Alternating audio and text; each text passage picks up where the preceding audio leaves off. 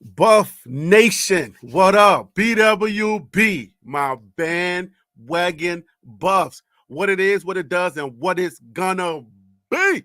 It's your man's Harry Billion. Family, welcome to the Liberian Perspective. Please do me a favor and smash that subscribe button.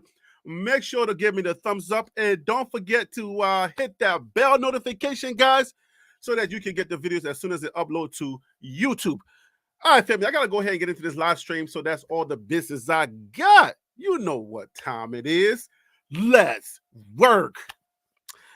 We got some work to do. What's going on, family? Welcome to the live stream. As such is short notice. Stephen Charles, what up? Sash, what up with you? We got some talking to do as a constituents, as a fan base. There are a lot of things that are going on around the Buffs. We got some Buffs news to drop. Not breaking news, just some basic information that a lot of you already are familiar with. But the biggest topic that I want to talk about on this live is I want to talk to you guys about the recruiting message that Coach Prime and the Buffs are sending out. Colorado has a unique message. Coach Prime has always maintained that he's an old school guy. He's going to stay old school. And you just got to respect the fact that he's old school. I want to talk about those old school values, how that affects the recruits that are listening, how their ears are hearing what he's saying. There's a twofold message that is going on, and I want to talk about that. And then I want to invite you, whoever has anything to say, to please come on. And of course, if you're watching in the restream, you're not going to be able to do that. But if you're watching live and you want to come on and shoot your shot, you want to say whatever, you want to add to the conversation, I want to invite you to come on and add to the conversation. What do you think? And yeah, in order for you to call in, you have to email me. The email is right on your screen at the top of my head. You will see it right here, guys. You will see hot tips for TLP Sports at gmail.com. All right. Before I get into all of this, I want to say happy belated Thanksgiving. Happy holidays to a lot of you who don't celebrate the holidays. Whatever it is for you, I just want to say I hope that you are in a good space with you and your family, whether you celebrate any of this or not. We are in America, so we are in the money spending time of America. So that's how I like to call it. The most highly advertised time in America. But it's a good feeling though. So let's get to work, guys. We want to talk about the topic at hand. Stephen Charles, my Thanksgiving was good. I spent it with the family. The wife made some beautiful food, some wonderful food. She did not make no African food, so it was just an American Thanksgiving. So I guess it was all right. But the food was really good, though. The mac and cheese was smacking. It was bussing. The turkey was good. It was not dry. It was juicy, and it was well seasoned. So all is well. Let me know how yours was, if you had a good time with your family. All right. So let's talk about this topic. Before we talk about this topic, I want to play you guys what Coach Prom said in his press conference, and then we're going to go ahead and discuss this. I wanted to discuss this live because I actually have a video that's coming out. I'm probably going to drop that video tomorrow. This portion of the video, I figured a lot of people were probably not going to get to because it kind of it's like, well, it's deeper into the video. Most people don't get to the deeper parts of the video.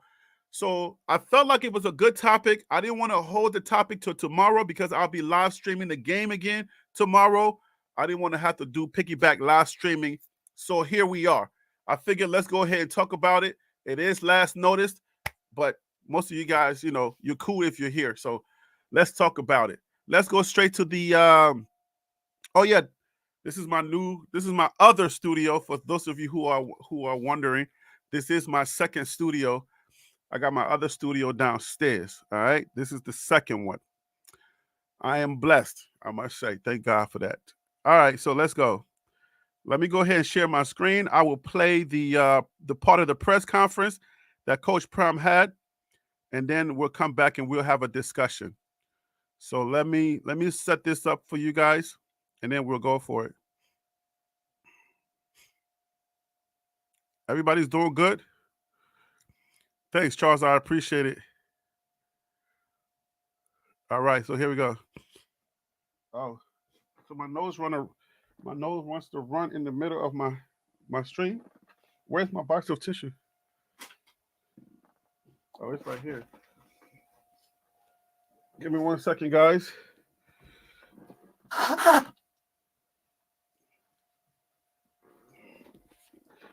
don't know what that's about, but here we go. All right. Which one do we want?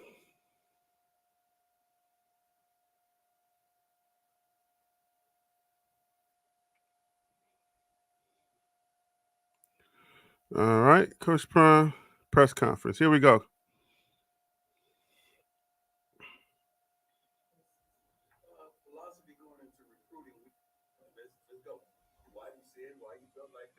You guys might have to turn up your computer sound because the DMVR buff didn't have a loud microphone.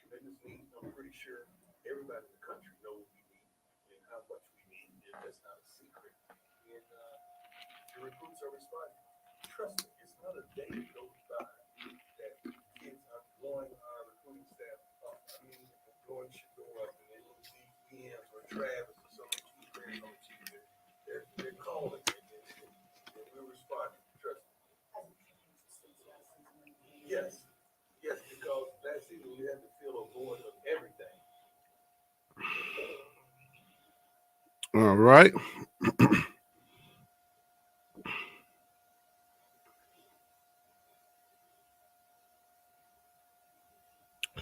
Stop. All right. So you guys were able to hear that, right? You guys were able to hear Coach Prime what he said there. If not, let me just reiterate real quick. He said basically he was saying that we're not going to buy anyone. We're not going to pay for no recruits. The idea of paying for someone, this is what I wanted to say. I'll put this out there, and I want to know what you guys think. All right, cool. So I want to know what you guys think because at the end of the day, college football has changed. The NIL has changed college football forever. And the prognosticators of college football, all of the writers, those who are the talking heads, the Klatts, the Joe Klatts, and the Herds, Stephen A. Smiths, everyone who's talking sports, they understand that college football has changed, and this NIL thing is not going away. You cannot dangle money in front of the students and then snatch it back. It's not going to work. So we are in a new age of college football. The argument is a split argument. There are people who are on the side of saying, listen, we want to make sure that we keep college football honest and authentic. We want to make sure that the game is like it used to be, where students came to college to, number one priority was to get an education, and then football was secondary. I don't know if that's always been the truth because some people did go there knowing that they didn't have no business being at that school, could not keep up no grades. They went there to play football. All right, so that's always been there. But the people who run college football, the people who are responsible, the adults in the room, they've always maintained that college football was a was an amateur sport that was going to develop young men to go and play in the NFL. Now, there's always been this argument where you're getting a lot of money, colleges. The coaches are getting paid millions of dollars.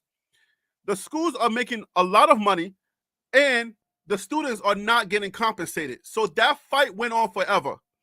Now that the money is in college football, a lot of people are saying this is ruining. Some people are saying this is ruining the sport. It's making it more of a money thing than it is about amateur sports. So while I'm talking, I want it to be a dialogue. While I'm talking, I want to hear you in the comments, or if you, like I said, if you want to come on and you want to speak your piece, you want to say what you got to say, please email me, and I will bring you on so that we can have a dialogue. We can talk to the people. I have the email open. If you email me, then I'll send you the link for you to come on. And that email is hot tips for tlpsports@gmail.com. Steven says, what's the average NIL pay rate as a player gets paid, that a player gets paid? I don't know that's not how it necessarily goes. I think kind of like, just to kind of give you a rough overview, players are responsible for their own name, image, and likeness. The hotter you are, the more money you can get from businesses that either want you to be the face of their company or just be the face of their brand, like a Travis Hunter or Shedeur. So if you put their watch on, if you say, look, man, I'm representing your watch, or I'm actually, what I'm saying, whatever their services are, if you can render the service and you're hot enough, you can earn a lot of money. Right now, I believe Shedeur's NIL valuation is like $5 million. That's Shedeur's currently. And then he just got a smoothie that he just I guess debuted. And then Travis Hunter is always in those commercials. I don't know if they prepare Travis Hunter for these commercials or not, but it seemed like he'd be reading some weird things. It just seemed a little cringe. But yeah, so you're responsible for your own NIL. And then there's the NIL collective, where people like you and myself, investors of the school, they can send money to the school, to that collective. And in that collective, then they can spread the money out depending on what instructions the person that sent the money gave. You can just send money generally to the collective, and that money will go to players that's on the team. They'll spread it out to the team. So it's not necessarily a percentage. Yes, basically you do got to promote yourself to get paid. That's what your name, image, and likeness is. Now, the star players don't necessarily have to promote themselves that much, but other players have to do that. They have to go out there. They got to make their YouTube channels.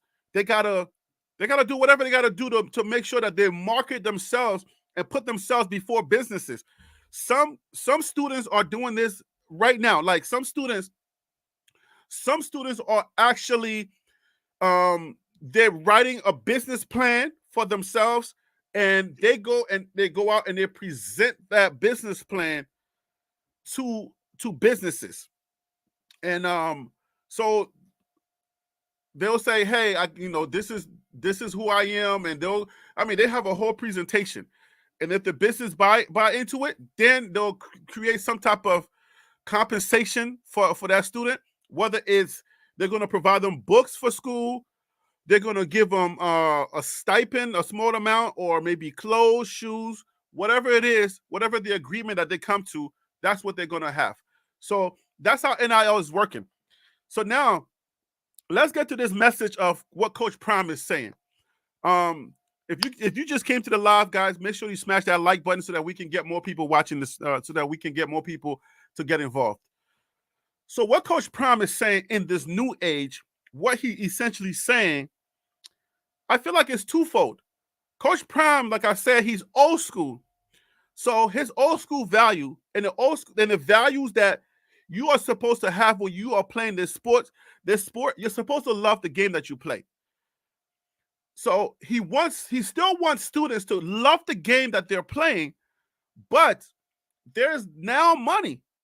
So you as a parent, I'm going to ask you guys this question. You as a parent, or if there's any students watching, do you, knowing that there's money on the table, do you skip an offer from a school and say no? I'm gonna go play for Coach Prime.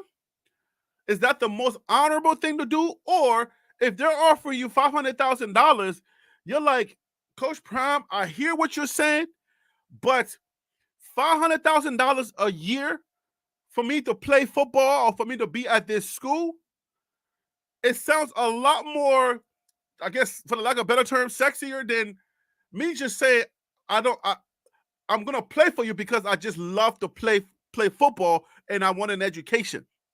Where I'm going, there is education as well. All right. So I'm going somewhere. Where there's education. It's not like I'm going back to high school. I'm going to another college where they're teaching. So Colorado is not the only place that provides an education or has beautiful backdrops. All right. There's a lot of other places in America that has a lot of beautiful backdrop. So if a booster approaches you and says, hey man, I understand Colorado, you're already committed to Colorado, but man, I got $500,000 for you. Every year, we'll drop it into your bank account. It's yours. Just come and play for us. So that message is out there. But then you're going to get your students that want to play for Coach Prime. So what would you guys do? If you were the parent or you are the student, are you choosing route number A or route number B where you're going to that college that's offering you $500,000? Because at the end of the day, if you play and get hurt, what happens to you? You're sending a message and you're saying, hey, come play for me. We're not a piggy bank. So what? But when you look at it, you got other players on the team that are getting paid. Your son is getting paid. Travis Hunter's getting paid. There's a lot of students that are on your team getting paid. And we know that you are the marketing genius. The reason why your name is Coach Prime is because you created something to get more money when you were playing in the NFL. So we know you about that bag. So should I just play for you because I feel like you're a good guy or because Boulder is a great place to play? How is that message going to affect the recruits that are coming here? And what would you do? So Wrench Beater says, I'm taking plan B. So that's the discussion. We got to talk about that because it's like, do y'all believe that message that he's sending, is that going to deter some certain recruits from coming to Colorado? Because I feel like that's important. Where a lot of people say, hey, I love the game and I really want to play the game because I love it. They're going to play regardless. But when you think about it, you're committed. And somebody says, listen, man, I've seen that guy's tape and he's a beast. He's a monster. It would behoove you not to go after that guy. You got boosters all over the place. They're going to drop, those boosters are going to drop $100,000 or a couple of $1 million in that pot and say, listen, I'm tired of us getting beat every single year. Go get some players. Okay? Go out and get the players that we need so we can start winning some games. Is it a moral thing for you? Or is that the right thing to do? Or is that the wrong thing to do? Is Coach Prime going to have a problem with his messaging as far as I'm still old school, I'm not changing? When now you got NIL and when now you got NIL running the college football business. Coach Prime is going to be fine. I'm not saying Coach Prime is not going to be good. Coach Prime is going to do what he has to do to get players. But is he always going to be at a disadvantage because people are going to be poaching when it comes to like, yo, we got the money over here. Teams like Texas A&M, they got unlimited unlimited resources, and they're offering a lot of money. So what exactly is Colorado at a disadvantage? Are they going to be at a disadvantage? Because now you got a message going out saying, we're not a picky bank. We ain't got money over here. We need to know. We want players that are only that want to play for Colorado. So that's the second message. Regardless of money, you want players to play for you. Let me make sure nobody's emailing me.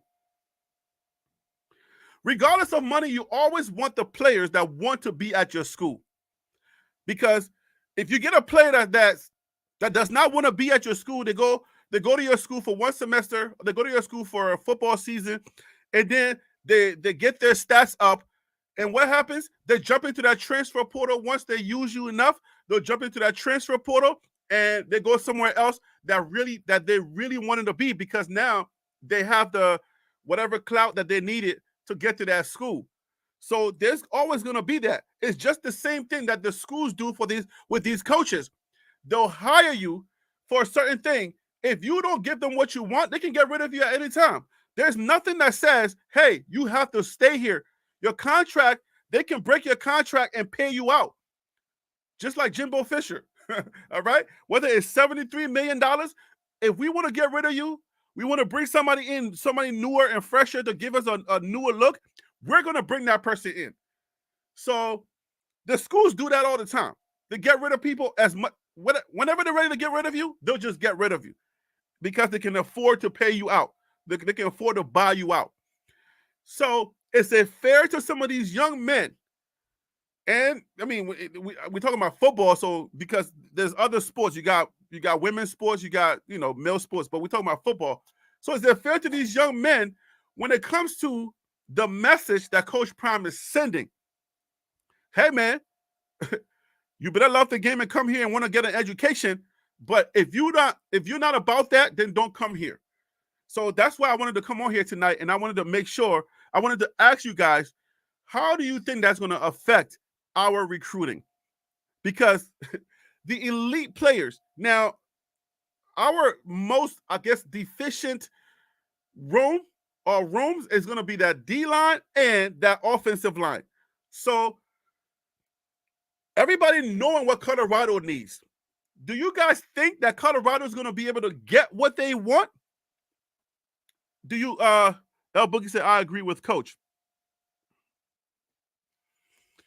Monica Elmo, what up? Nola Buff in the house. All right, El Boogie, you agree with Coach. I want to know, when you say you agree with Coach, what do you think about the aspect of the NIL? So he will play the players that he needs. He will get the players that he needs. So yeah, Coach Prime is going to get the players that he needs. But what happened to the aspect of the NIL? What do you think about the aspect of the NIL? Because NIL is running college football right now. We can look at it and say, Coach Prime, he's going to get his man. Coach Prime is Coach Prime. He's going to recruit his butt off. He's going to do the best that he can do. And he's going to always get the players that he needs. Now, we're looking at it from a different lens because we are the fan base. We are here. We are Coach Prime constituents. We are for Coach Prime. All right? So we understand that Coach Prime is going to do his thing. But let's say you got 2 to 3 hogs out there. And everybody else know what we need. And those 2 to 3 hogs are texting their boys like, bruh. And their boys is like, yo, I got the bag, man. They're giving me at least 300 over here, bruh. You know your moms need that money. They're giving me 300 over here. If you go over there, you know what I'm saying? The bag is not that deep. So what if we could have gotten those 3 hogs that could have been game breakers, and they go over there because they feel like, hey, I do love the game, but I also want to take care of my mama. I want to take care of my family while I'm playing college football. The NFL is not guaranteed for everybody. So is it going to be where I put my love of the game over how much I can get paid? And where does that loyalty lie in today's college football? Because, I mean, I understand the old school way of thinking, but now we got to start thinking about the fact that we're in this age. This is where we are now. The NIL is tough. Look at Angel Reese. That money got to her head. It is a tough one. So the idea of Angel Reese from the rumors that we're hearing is like she didn't get the grades and she got suspended.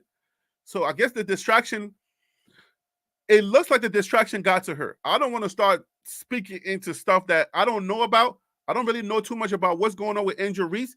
I know that she was doing interviews left and right, and before you know it, there was some trouble in the making. So now we are left out to the coach is not going to reveal what happened. Obviously, Coach Palmer would do the same thing, trying to protect the players or trying to protect her. But the things that are coming out is that she's arguing with other parents, or I don't know, two moms are arguing and things are going on. I don't know. But the NIL does have an effect. There's going to be that good and that negative effect. All right. So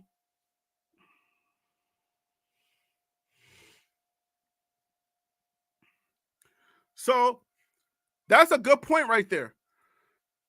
I don't know how many of you guys remembered that Travis Hunter, that Travis Hunter play where he goes up. Let's look at it real quick so I can show you guys. Give me a second. This is like, it's an important topic because I feel like it's going to be a hard road to navigate. Once this thing gets going, it's going to get ugly. This is going to get ugly. All old school values are going to go out the window, man. I don't I don't see this ending well.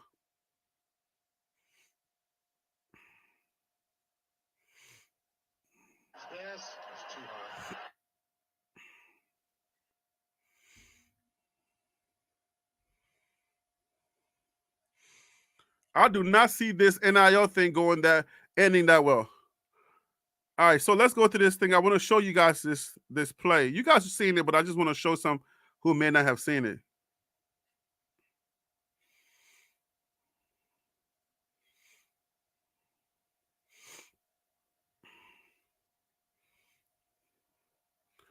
So you see this play right here, guys.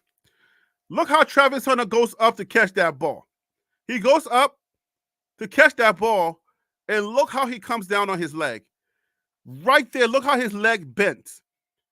I mean, I'm not gonna keep playing it because it just makes me feel kind of sick in the stomach every time I see it. But that kind of play happens every time, all the time in that kind of play happens in college football. So what happens if, God forbid, Travis Hunter, his leg breaks or something happens to his leg and he can't play the game no more? He took the love over the love of the sport over the fact that he could have made a little bit of change while he was in college. Now, if he gets hurt, there's nothing else. That's it. The school is not going to retroactively say, you know what, you chose the love, so let me go ahead and compensate you with a little bit of money. Here's a little bit of money, finish your education, and you would be good. This type of stuff happens all the time, okay? Where players get hurt. Not everybody is guaranteed NFL deals. So now we're in a I don't know what you want to call it, a coinkyding. We are in a really gray area when it comes to college sports, because whether you love the game or not, I don't know any NFL players that are going to play the NFL game for free, but they still love the sport. So is it fair to say if you take the money, you took the money because you don't love the sport?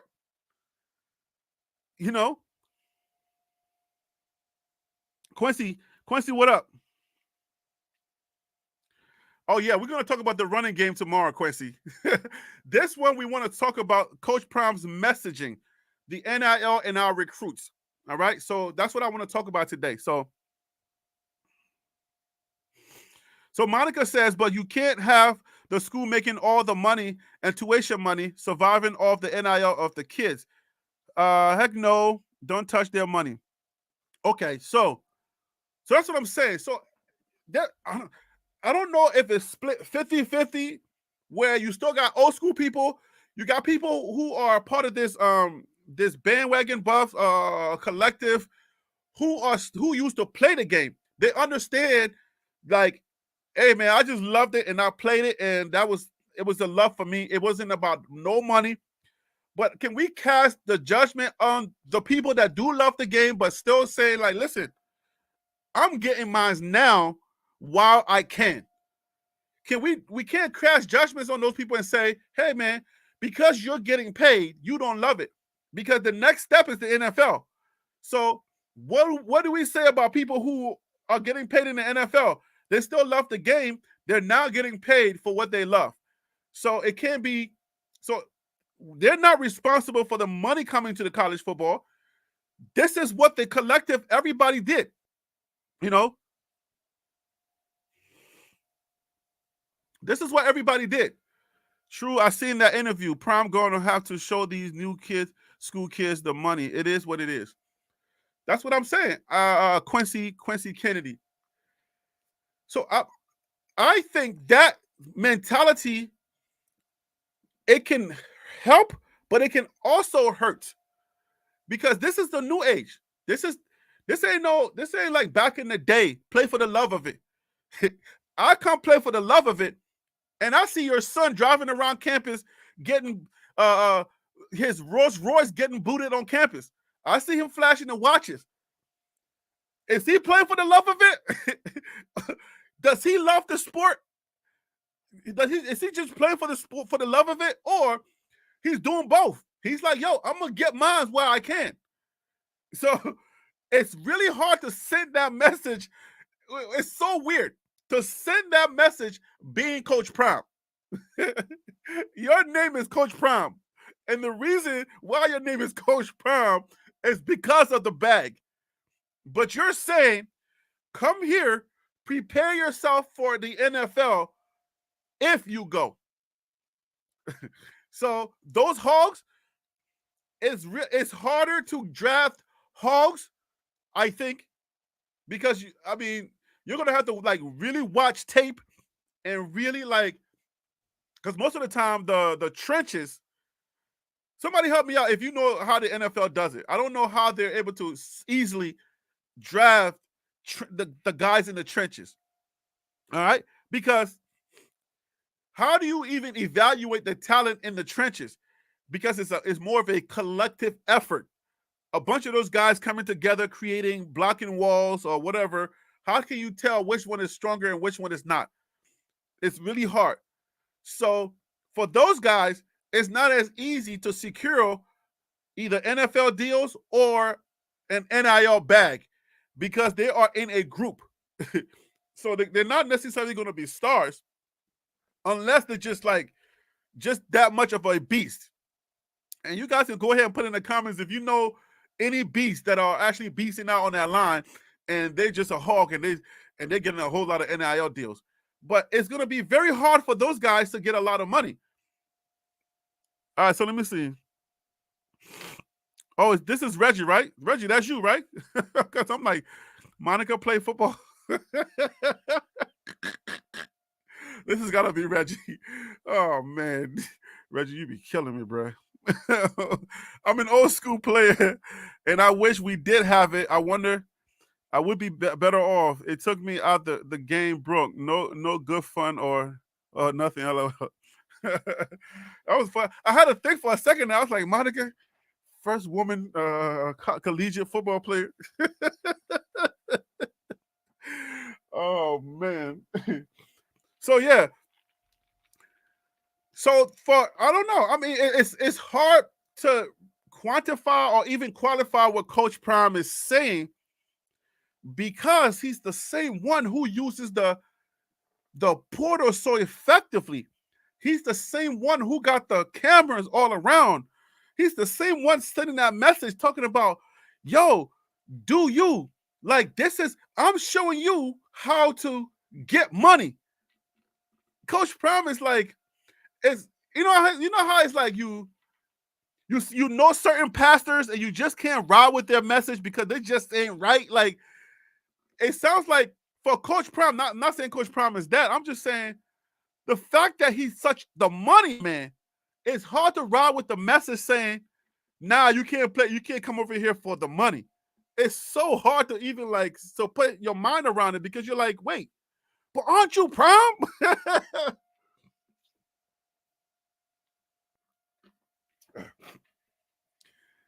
Isn't the whole reason why your name is Prime is because of the bag? So how can you now turn around and tell me not to get mine?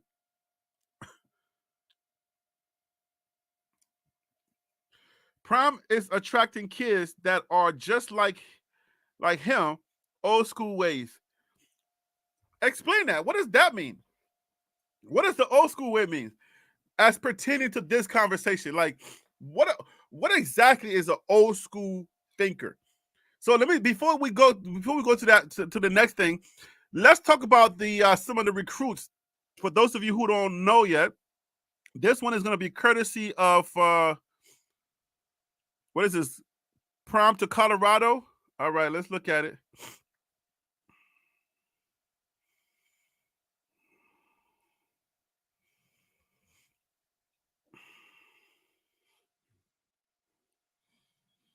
Show me the money. For real, yo. All right, so guys, so this one is courtesy Prom to Colorado, the channel. So salute to him. Salute to that channel. I didn't do a video on this guy, but this is a defensive back, freshman from Jacksonville, Florida. He went to Trinity Christian High School. His name is Keaton Thomas or Thomas Keaton. And he's a defensive back that Coach Prime and them are going to be getting. So this is what he said. This is what he put on here. Um, so this is the information that tweeted to the Colorado page, Colorado football, that they had conversations and he's blessed and humbled to receive an offer from the University of Colorado. So that's one recruit, defensive lineman, and on where's the other one? Where are we at? Okay, and then on what's the name? On Thanksgiving, happy belated Thanksgiving, everyone. On Thanksgiving, this was a pretty big. This was a pretty big one. This one is Cam. His name is Cameron Michael. Cameron Michael. He dropped the news on It Is What It Is. That is Cameron's new Cameron, the rapper. That's his new sports talk show. He does it with Mace. So he came on there with his mom. His mom revealed that he named her son Cameron after the rapper Cameron, who now have the show, and they came on his show to drop the news that he was going to be committing to Colorado. And one of his reasons for saying that he wanted to come to Colorado, besides like the backdrop and he loving the city when he visited, he's saying that Coach Prime was actually a marketing genius. And Coach Prime was a marketing guy. He knows how to market himself. So this kid, he understands the value that Coach Prime brings. And he knows that he's going to have to put in some work in order for him to get his NIL valuation up and start making some money. Because you can make money now while you're in college. So he understands that that was one of his reasons.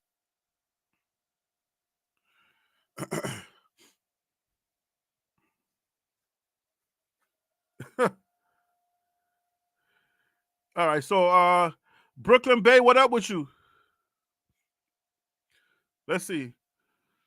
Save us app. Get these undersized D-man linemen out of here and get those big buffet. What does I say? Bouncers who gonna throw you out on your head, one. Yo, man, I'm with you, man. I want to see some major beefy guys. Okay, I do want to see some bigger guys. But what says y'all? What do y'all think about the fact that recruits are out there and they understand that Coach Prime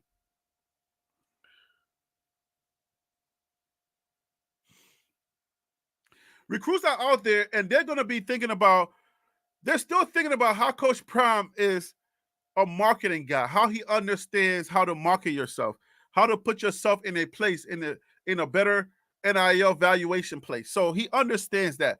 A lot of them do. So some of them are going to go there.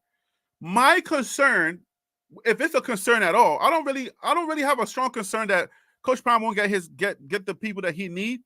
But I'm just saying, like, yo, if we have an opportunity to get a hog, call the daggone billionaires, call the millionaires, let them put some money into that NIL pocket, into that NIL bag, so that we can get some of these players.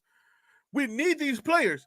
Because, listen, man, if you're going to keep taking L's while everybody else is running circles around you, if if you ever get to the Georgias or the Alabamas, you ever get to face one of these SEC teams and their line is giving them 3 to 5 seconds, which is 5 seconds is a heck of a. I mean, if you watch the NFL, they're barely giving you like 4 seconds, okay? For college students to be giving you 5 seconds, bro, you holding the ball way too long. If that's the case, okay? But anyway, you face one of these teams and their line is stacked. What are you gonna do? And that's year after year after year. And then you realize, like, look, you're playing the game. You're not playing the game the way you're not playing it to win, okay? Because when you got people stealing signs and doing everything they can do to win, you got people out there that just they need to save their job. So what are you gonna do when you're now in a league where everybody is trying to save their butt? Okay, what are you gonna do? Everybody's out to make sure your job is on the line. You got to win. This game is about winning. It ain't about morals, values, or anything like that. I'm not saying it's not good to have those things. I'm just saying if you're playing the game and saying, "Oh, my old school value is this," and I'm not gonna regress my old school value because I feel like if you don't love the game, then don't play it. That's gonna be a long winter. It's gonna be a long winter. Um,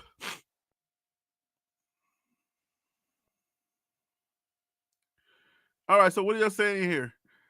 Warren Sapp is definitely going to help with recruiting. We need those D linemen.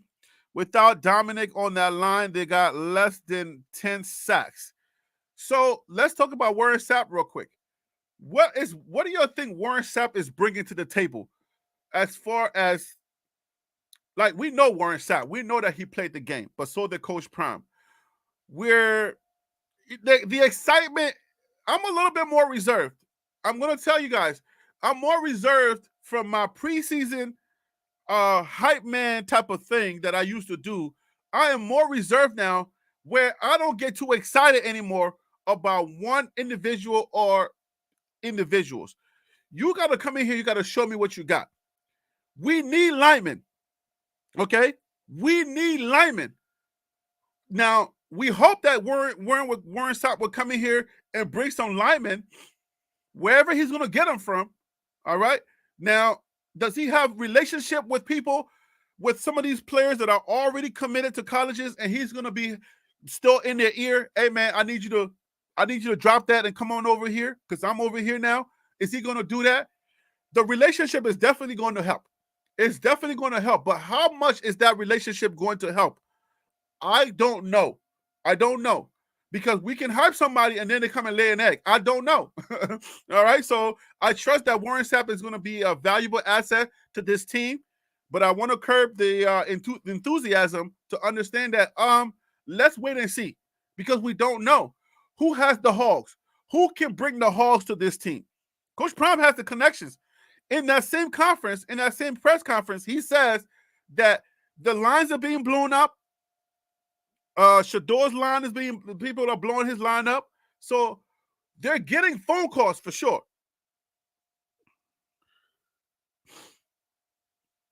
So they are getting phone calls and they are going to be getting players.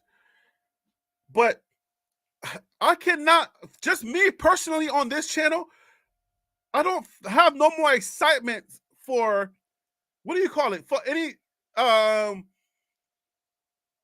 like the position players. You know what I'm saying? I don't have any excitement. If I don't see O line or D lineman I don't want to do a video about it. I'm just kind of like, nah, the way that this season is going, even though I still feel like it's not the lineman's fault, I know that we can get some better ones. All right. But I also want to make sure that we're going to put them in positions to win. I hope that happens. We get them, use them. Don't get a bunch of linemen in here, and then we start playing the blame game again. Like, I want everybody to please understand. All right, skill positions.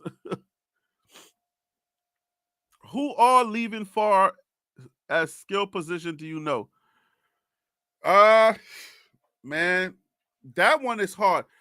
I don't think we keep all of our running backs. The wide receivers been eating real good this year, so I would say a lot of the wide receivers are probably going to stay, but I don't know that we're keeping a lot of running backs. I don't know. If you win 1,000 yards, you went for 1,000 yards the previous season. Come to Coach Prime or come to Colorado, and you don't get 2 snaps. I don't see that. I don't think you stay. That's just my opinion. But I don't know that you're going to keep a lot of running backs. Currently, we may get some more running backs, but I also want to say we need. If Ryan Stubb is the only quarterback that's behind Shedeur, we need a quarterback. We need a quarterback. Shedeur getting hurt, and we have nowhere to go. God forbid Shedeur gets hurt early in the season, and we got to depend on Ryan Stubb to finish the season. We ain't got nowhere to go. So I think we need a quarterback also. Now, I heard Mississippi State, their quarterback is jumping into that transfer portal. I'm like, I started scratching my head like, Coach Prime, Mississippi State's quarterback is jumping into that portal. You might want to make that phone call.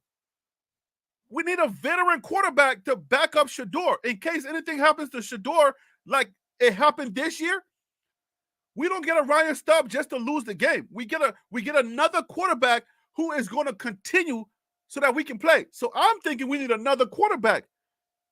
I don't know that we can trust Ryan Stubb with the way that he's throwing the ball. It's like a weird underhand sideways throw that he's doing, and he can barely do a side toss. Excuse me. I don't trust Ryan Stubb. I don't know. I don't want to put the guy on. I don't want to throw him under the bus, but I can't. Oh, Coach did say that, Monica. Reggie. Oh Lord, Reggie. So I said go call Mississippi State.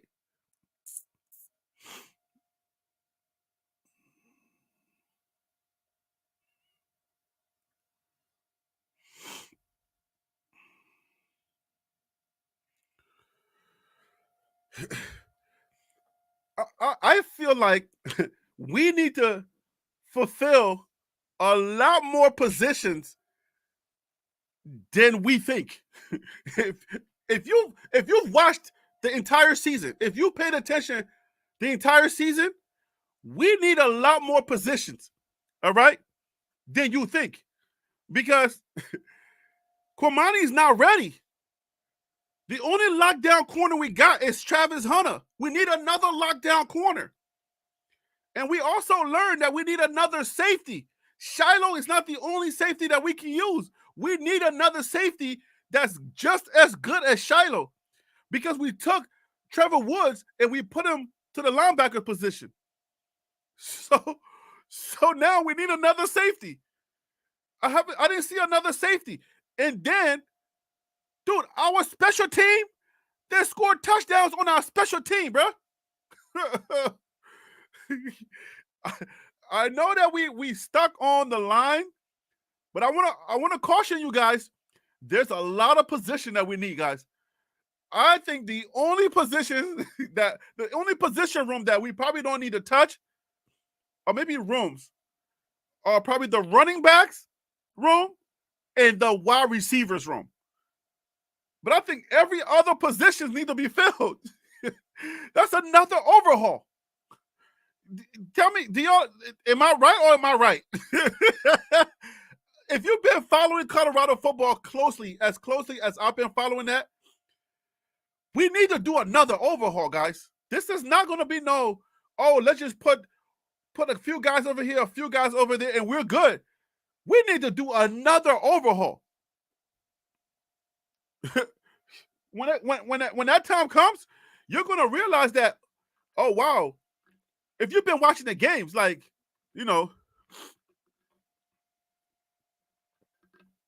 El Boogie, I think it was more than one touchdown on the special team. I think it was more than one, if I'm not mistaken. I don't think Washington State was the only one that scored a touchdown on us. I think it was more than one. Unless I'm thinking about number 13 from Stanford killing us, going 90 yards and scoring. Maybe that's what I'm thinking about. Okay, I'm gonna have to check that.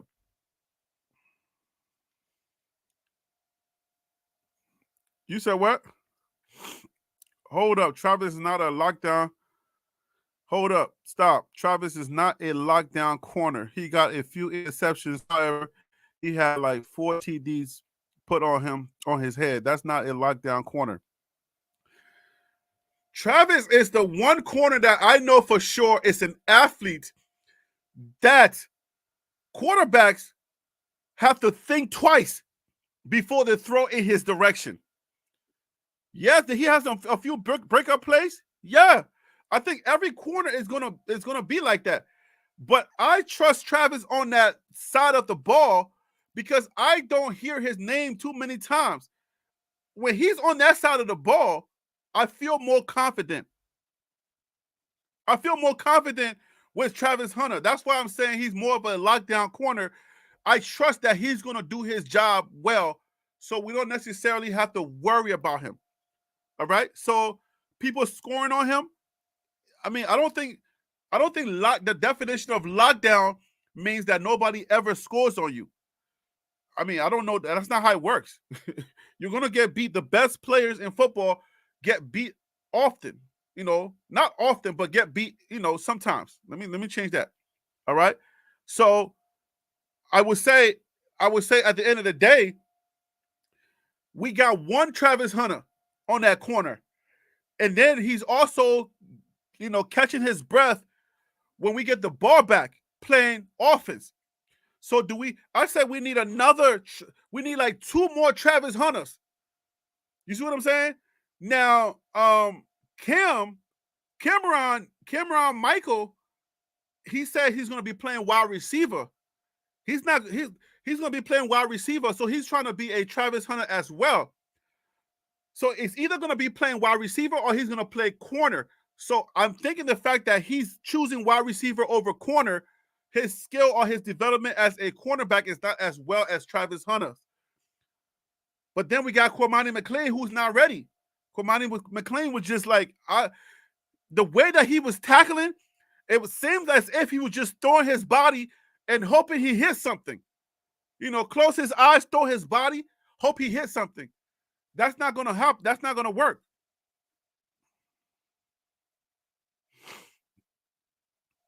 Quincy says Hunter needs to start on offense and get about 20 snaps on defense a game, maybe only 3rd and 4th down situation downs. That makes a lot of sense. I mean, because when you do that, then you're giving him some fresh legs or you're preserving his energy. And I think energy is important. As much as he loves to play both sides of the ball, you got to personnel manage. So how much is he getting beat is because of the fact that he's gasping for air or he's not fresh. We don't know that. So we got to I'll leave that one up to Coach Prime. I can't call that one.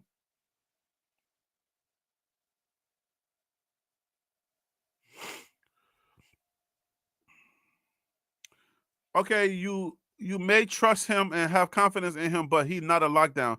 You might get beat on a few routes. However, lockdown means you're shutting down a side of the field, and that's not the case. From the games that I've watched, I'm not going to beat this over like a dead horse. from the games that I've watched, they don't throw on Travis Hunter's side that often. Have they thrown to him and he's gotten beat a couple of times? Yeah, I've seen that. But from what I've been seeing, the football that I've been watching, they don't throw on his side that much. I don't see them beating Travis Hunter the entire game.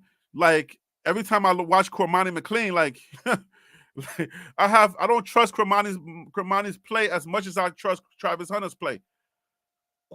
Quarterbacks are not throwing at Travis Hunter every down. Do it if you want to. Like I'll be asking for it. I'll be like, please throw to Travis Hunter. Go ahead, do it. I beg you, please throw it to Travis Hunter. Throw it in his direction, and you'll see. So,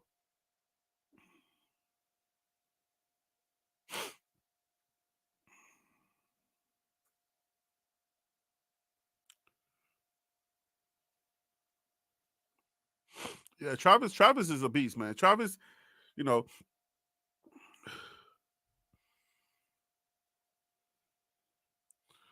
So Cormani is young. I mean, I think this offseason, Cormani has to get a dummy bag or something like that and like practice wrapping up the dummy bag. So it can't be no like let me throw my body because the way that Shiloh hits, I think Shiloh comes at it from a different angle. When Shiloh's coming at you, he's squaring you up. Cormani is trying to hit when you're running. He's trying to do the same thing, but he's not squared on. So his hits are coming and then he's missing. All they gotta do is just turn their body and Cormani misses. So he hasn't really mastered the art of the throw your body at the player tackle. He has not mastered that yet. So I think he needs to work on that. Right now, he needs to tackle first before he throws his body. Keep working on your throwing your body tackle, the type of tackle that you do where you throw your body because you're timing it right. That has a lot to do with timing. You got to hit the person at the right time in the right place. You can throw your body, and no matter what you do or no matter what they do, they're gonna fumble. They're gonna like either drop down or they're gonna stumble, and then the person that's coming out to help you is gonna finish that off. But he's not there yet. Cormani McLean is not there yet. Like the game that he started, Cormani's not there yet. He started that game. He started. Oh my gosh, he was throwing his body and missing tackles, but he's coming in his own. He's definitely coming in his own. So I like that Shiloh does it because Shiloh has actually perfected it.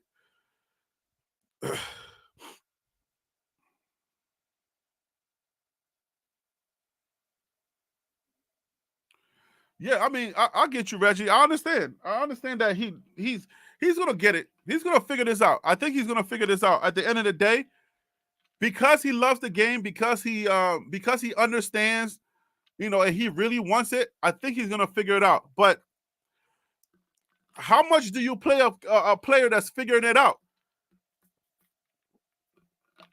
Colorado is a win now because of Coach Prime. Coach Prime says we're winning now. So that's on him. Okay? He could have came and said something different like, all right, guys, give us some time. We're going to put this together and give us a few years. We're going to be winning.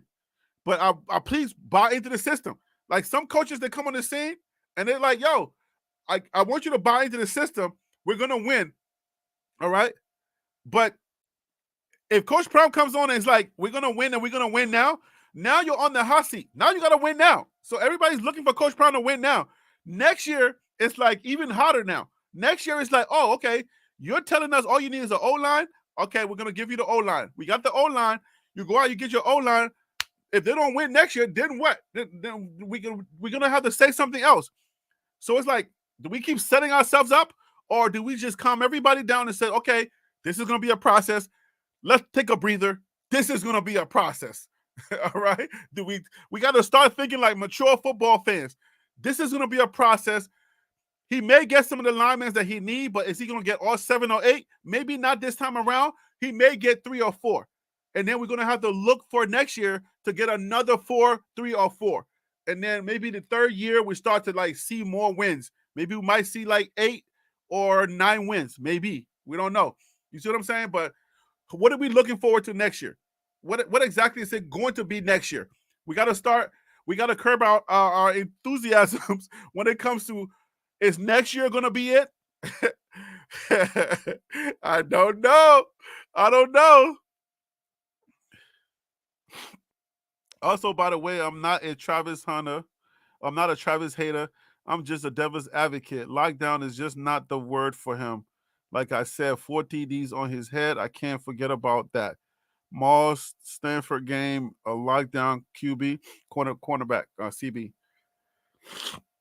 I mean, yeah, you can be the devil's advocate, but that's not that's not the devil's. I don't think that's what devil's advocate is, though.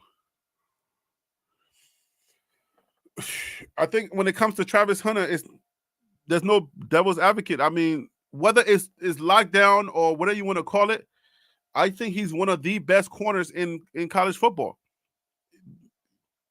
That's when you look at it, he's one of the best corners. Like, quarterbacks don't throw at him for a specific reason, because his IQ as a cornerback is so high. His IQ as a football player, period, is just so high.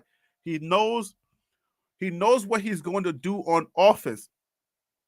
So that also helps him in his brain to know how to play himself. He knows how to line up across for himself because he's a wideout. So he knows what you're trying to do to him.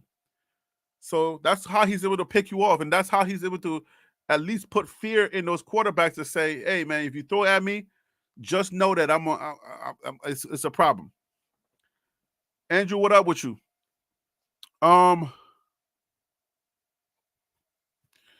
But there's no other CB on the team that can play like him. So he's the best one we got. All right, just like we got Ryan Stubb and other those, Shedeur is the best one we got. Did he have some problems this year? He had a lot of problems, a whole heck of a lot of problems. Shedeur had holding the ball way too long, not stepping into the pocket, fast enough, taking sacks when you should throw the ball. I mean, Shedeur has a lot of problems as a quarterback. Is his arms is his arm accurate? Very accurate arm on Shedeur. But when it comes to, like, bruh, the other elements of a quarterback that we need to happen, they need to go into the offseason and start answering some of those questions. How do we get out of the pocket? We gotta find Shedeur to get out of the pocket. We gotta teach Shedeur how to hand the ball off and not drag himself with the quarterback, with the running back. We gotta do that, especially if we plan on running next year. We gotta work with Shedeur so that he knows how to hand the ball off. That's one of his weaknesses. Shedeur has no idea how to hand the ball off. He got the ball, and then he's gonna drag the running back and then pushes the running back and says, go. Like, nah, bruh. No, that's not gonna work. Don't pass go, don't collect 200. But the topic is still at hand. You got your son, you got Travis Hunter, you got other players who are the stars. Their situation is different. Totally different. But they're driving a Rolls Royce. He's driving a Rolls Royce. So are the other players gonna be that want to come here? Are they gonna be encouraged to come, knowing that they can work for their NIL? Or are they gonna say that message is not gelling with what I want to do as a player? If you want to come on, I only have a few more minutes left, guys. I got to close this out soon.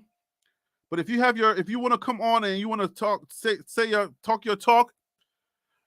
Hot tips for TLP Sports is right there on your screen. If you look right here on top of your screen, hot tips for TLP Sports at gmail.com.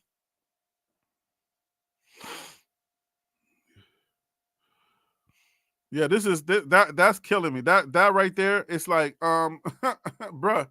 If Shedeur does not learn how to get rid of that ball quicker, and he doesn't learn how to get out of the 3 major things: get rid of the ball quicker, hand the ball off, and step inside the pocket. If Shedeur works on those things, Heisman. There's nobody else that's going to compete with him next year. All of the guys that are currently competing with him have been in college for over 8 years. They gotta go. They're out of here. Get out of here. Go somewhere else. Go finish your life somewhere else. There's no more school we can teach you. Now you got to start teaching us. You got to pay us now. Okay? So those guys are gone. Next year is Shedeur and whoever else. I don't know how many other quarterbacks that are on that list that are going to be back again. Okay? Tomorrow's game is going to be ugly, man. This is the game that I was most afraid of. So tomorrow's game is going to be ugly. We don't have a healthy Shedeur. Yeah. I don't even want to stream that game tomorrow, but I will just for the heck of it. But I think it's going to be ugly. It's not going to be pretty, man. It ain't going to be pretty.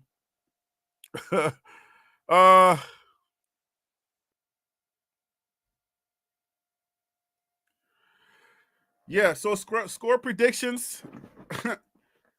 Sheesh. If it's anything like the Washington State game, we beat ourselves. So I can't really. That was a fluke. How do you?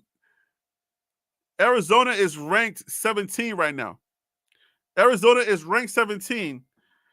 We played Arizona all the way down to the wire, and we led them for almost all the entire game. So when you're coming off of an Arizona game, you're thinking at least they're going to play to that caliber or to that level. But we didn't. Then we get killed by Washington State. So what is my prediction for tomorrow? As physical as Utah is, it's going to be ugly, and it's going to be ugly very, very soon, very early in the game. It's going to be ugly. It's not going to be pretty. This is the most pessimistic that I've been all season. And I have the team has not given me any reason to be like, oh yeah, but I can point to anything. I don't know if the defense is going to show up. If we don't have Shedeur, we're done.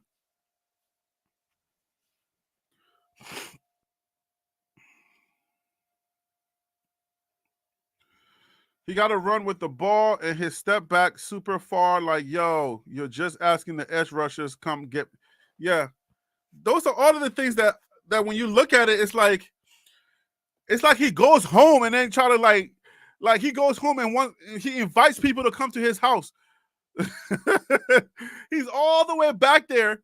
He's the type of quarterback that holds the ball forever, and he's like all the way back there. And he got a nerve to take a sack all the way back there. When you feel, and then I think that the line needs to talk. They need to raise their voice. The line need to raise their voice. So it's like, if you're blocking somebody and they beat you, you better start screaming at the top of your head, Shedeur, he's coming. Like, you gotta say something so that Shedeur can throw the ball away. Shedeur, get rid of it. Get rid of it. He's on you. He's on you. I don't know how they do it, but somebody needs to talk.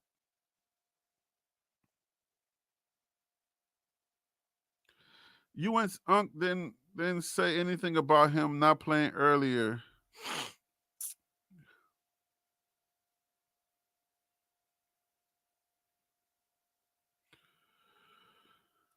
So yeah, I mean, if the line doesn't talk, it's gonna be really bad tomorrow. But I don't think Shedeur should play. It's in the video that I'm doing. I don't think Shedeur should play tomorrow. We have nothing to. Why is he playing? Why should Shedeur play tomorrow? I want to hear from y'all. What do you think? And we'll end it on here. I got 15 minutes and I'm done. Can anybody give me a good reason why Shedeur should play tomorrow? What exactly does he have to play for? What should he even play for? Does it even make sense for Shedeur to get on that field tomorrow to play. Are you answering, Reggie? Are you answering for love of the game? I mean, I get it, and I understand like that the whole idea of yeah, he doesn't want to give up on his guys, but put yourself put yourself in more harm's way for what? My prescription for that should be play. Do they call it assembly of quarterbacks? I forget what the terminology is that they use when they use multiple people. I can't figure it out. I tried to figure it out earlier, but I couldn't figure it out. Um, they should play. It just came to me, but I dropped it. It just came to me. But they should play several quarterbacks because number one, you brought in some quarterbacks that you still don't know what they can do for you in game time. They've been practicing. So I'm saying if you got a throwaway game like tomorrow, which you're not playing for anything, all right. Right now you're 4-7. We're playing a 7-14. Put in your other quarterback committee. Yeah, that it just came. Quarterback committee, or I think that's what they call it. Play some of those guys because you never know what you have in that locker room. You don't know. During the game day, during game time. I mean, you. I know that we had that whole idea of, hey, what you do in practice is what you're going to end up being. Play them, play those guys, and see what you got because you're recruiting now. So see what you got. Let's lay down that idea of you only play how you practice or you only practice how you play. Let's lay that down for 1 second and let's see if we have any Max Duggins. Do you guys remember? Yeah, saving for next year. I'm straight for that. You guys remember we played Arizona last. When we played Arizona. Arizona's quarterback was the second string quarterback because their first string got hurt. When we played TCU, Chandler was benched from last year, and Max Duggan took over. So that's what I'm saying. Like, I know like Ryan Stubb is none of those people. I get it, but what if you got some one of those guys further down the line? So play a couple of those guys and see what happens. You never know what you got until you try them. That's how I feel. He can break the yes, he can break the single season touchdown record for Colorado. He can also break another rib. All right. All right, so here we go. You're not a football player. You won't understand why he should play and why he would want to. So you got to be a football player to understand that. If you're a football player, explain it. Somebody that's hurt and the game is worthless. It means nothing. So I don't think you have to be a football player to know that he's injured. Like the dude can barely walk last game. All right. From last game to tomorrow, that is not enough time to take care of that kind of pain that he was feeling. So you put him in the game, even though we don't have a quarterback that we can trust, you put him in the game, what does he come away with? What does he come away with? All right. If QB1 says he wants to play, you give him that opportunity until he proves otherwise in a game. All right, so but you're the coach. If you're the coach and this guy is hurt, this guy QB1 says he wants to play, but he's hurt. I mean, he's just another hit away, one more hit away from having like some serious injury. We're gonna risk that for what though? What are we doing it for? He ain't got to prove nothing else to us. Nothing. Shedeur, he has nothing to prove to the fan base. We know that he's that guy. He's him. So to me, he doesn't have to prove anything to the fan base anymore. We know his mental toughness. We know that he's a good quarterback. We know his mindset when it comes to that. So for me, I'll rest on Shedeur. You're good. Relax. Go take care of your body. Off season, get well. We'll take it from here.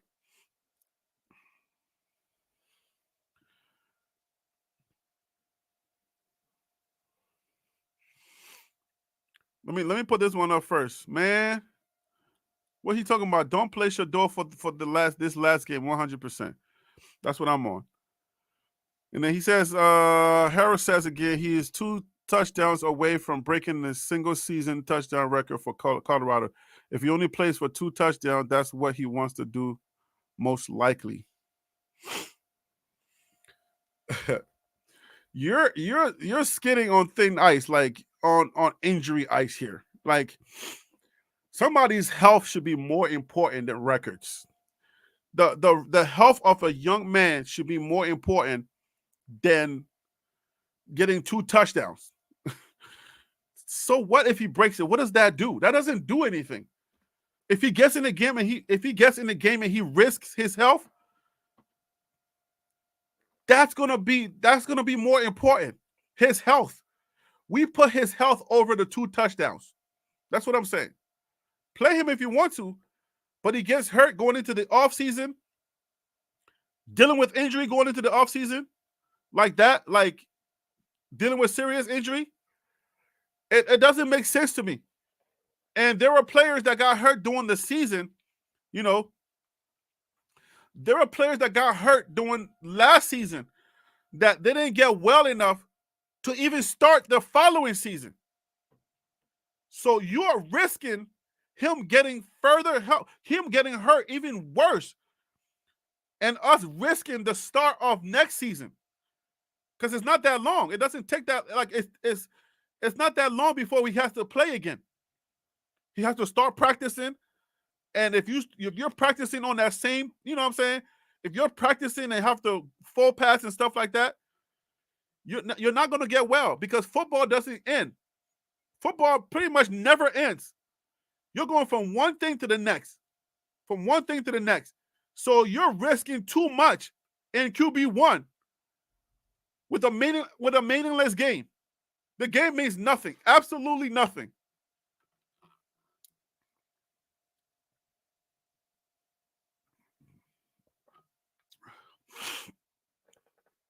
So, Easy Shelton, what up with you?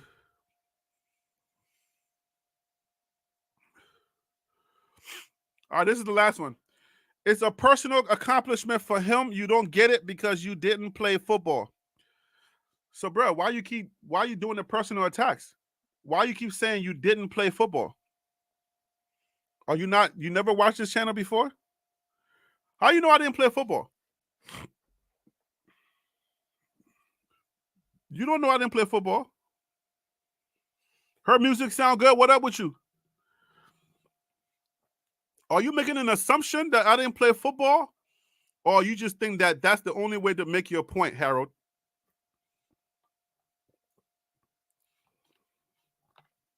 I played football, Harold. So you can stop saying that.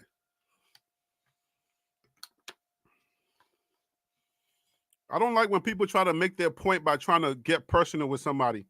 That's that online stuff. Like, you're not real. I'm just gonna keep poking at you, and it doesn't make sense for you to keep the same type of thing. Peter, investor, what up with you?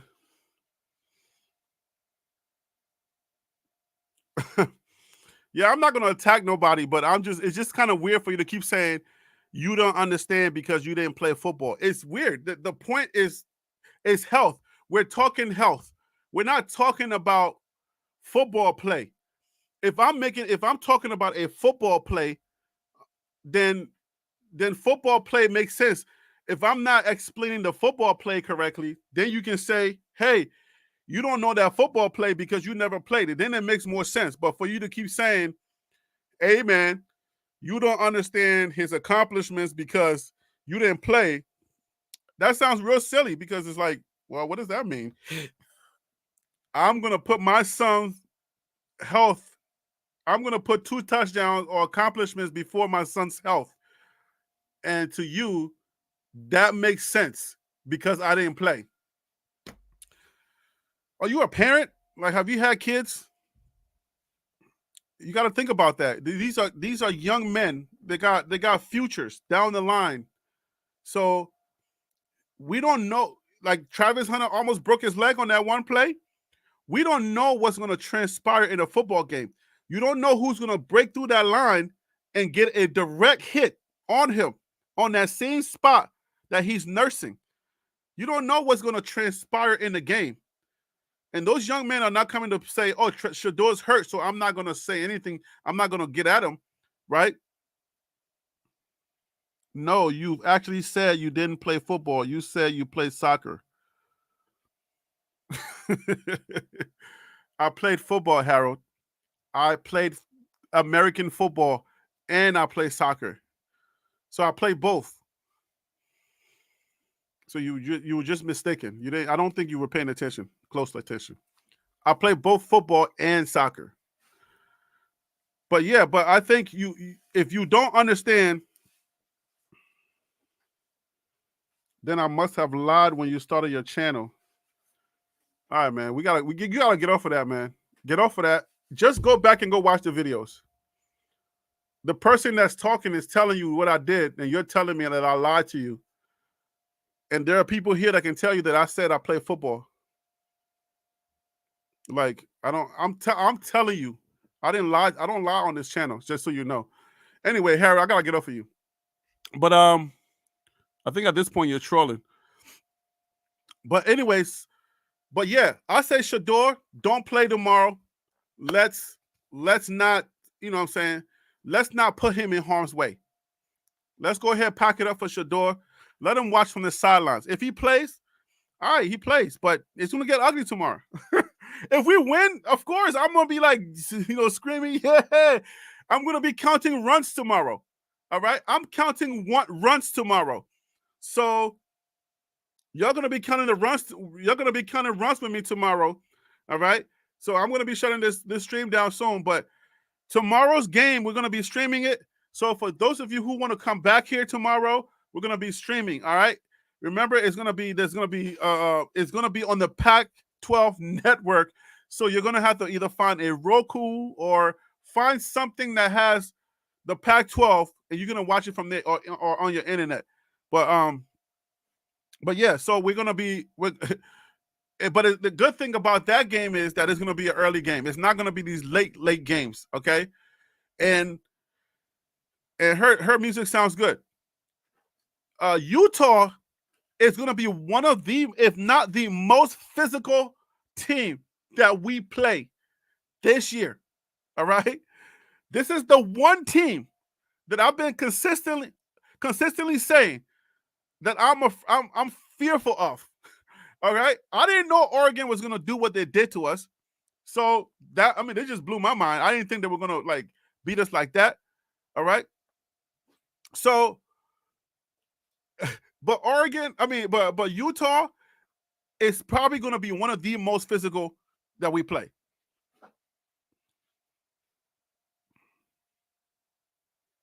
For sure, man. For sure, Reggie. So Utah is going to be the most physical team that we play all year. And they're going to be ready to play tomorrow. So, like, I'm just going to be watching just to be watching. I have no faith in us doing anything tomorrow. I don't know I have no idea who's going to show up. I have no idea. I don't know if it's going to be the offense, the defense. If Shedeur plays, is he going to be okay enough? Are they going to run the ball more? I know for sure we need to run the ball. All right. If we run the ball tomorrow, we might surprise them. But if somebody didn't do something for 11 straight games, do you really think they're going to do it for the last game? Unless Coach Prime, when he was in that meeting with Cavassier, Smoke, and others, Cavassier really drew to him that, hey, man, you're not running the ball, bruh. We out here, we ain't eating. We want to eat too. You got your wide receivers eating. They're getting NIL deals. And we out here with 1,000 yards sitting on our belt.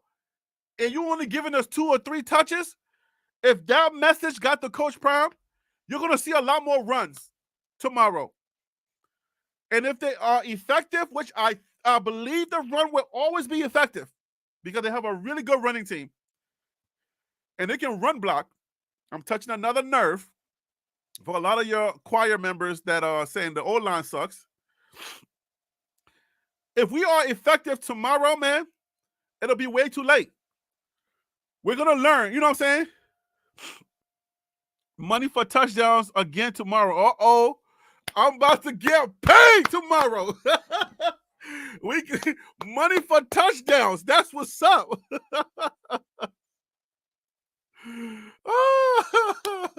Money for touchdown. We going in. Yes, sir. So, but now if we run the ball tomorrow and you guys see that the run is successful, we're going to be ending the season with a lot of pissed off people. Like, bruh, if we can run that good, why in the world did we not run the entire season?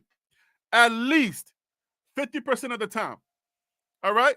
So, all right, guys. So let me go ahead and get off of this live, guys, as my time is up. It is 9:30 on the East Coast. I will see you guys tomorrow. All right? Please come back tomorrow, guys. We're going to be live streaming. Just look for that sign or look for the thumbnail, and I will see you guys tomorrow. All right? All right, Reggie, man. I'm gonna see you tomorrow. Her music sound good. I will see you tomorrow. Reggie, I will see you tomorrow. Deste, I'll see you tomorrow. Harold, good talking with you. I know you were trying to get at me, but it's all good. It's football talk. Love you too. Peter, my man, investors, Big Bell, Andrew Mosley, I'll see you. All right, guys, y'all take care. I got to sign off. I'll see y'all tomorrow on the live stream. Let's go ahead and bring it home, and let's do it big tomorrow. Salute to all of y'all. Y'all know who I am. I'm Harry B. And that right there was the Liberian Perspective. That's TLP Sports Club. Brah. Good night, guys.